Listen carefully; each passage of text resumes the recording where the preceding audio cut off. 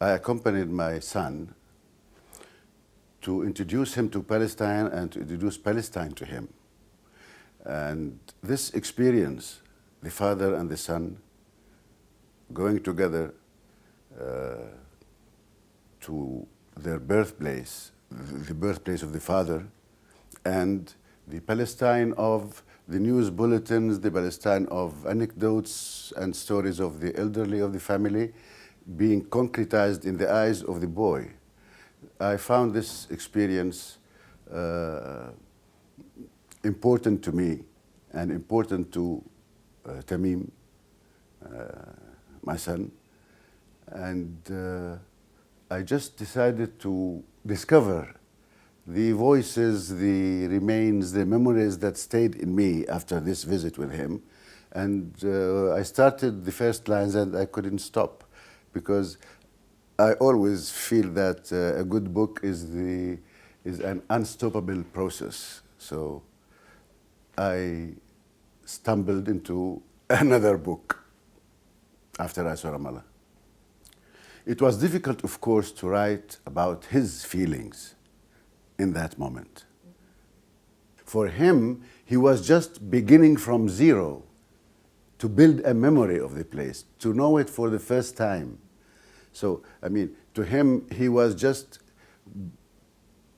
initiating a relation. To me, it was a comparative meditation of what I thought of Palestine in my years of exile and what I saw of it in this trip. And at the same time,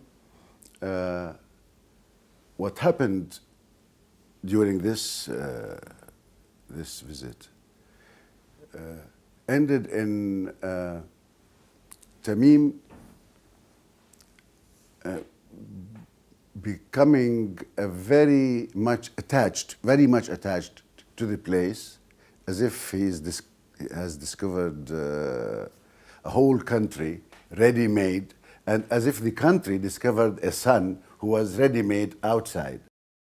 I think every Palestinian has a unique story that is similar to none of the stories of others. But in the same time, each story of the Palestinians will find a shared element with the other stories. So our stories are really different and unique, but at the same time they are one. Because what is shared is huge.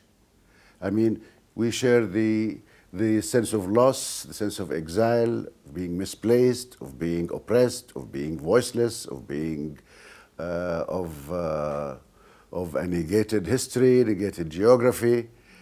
But the personal details of each one of us in our personal lives are really unique and totally different from one person to another. But in the same time, they are, as a whole, one narration that struggles to be expressed.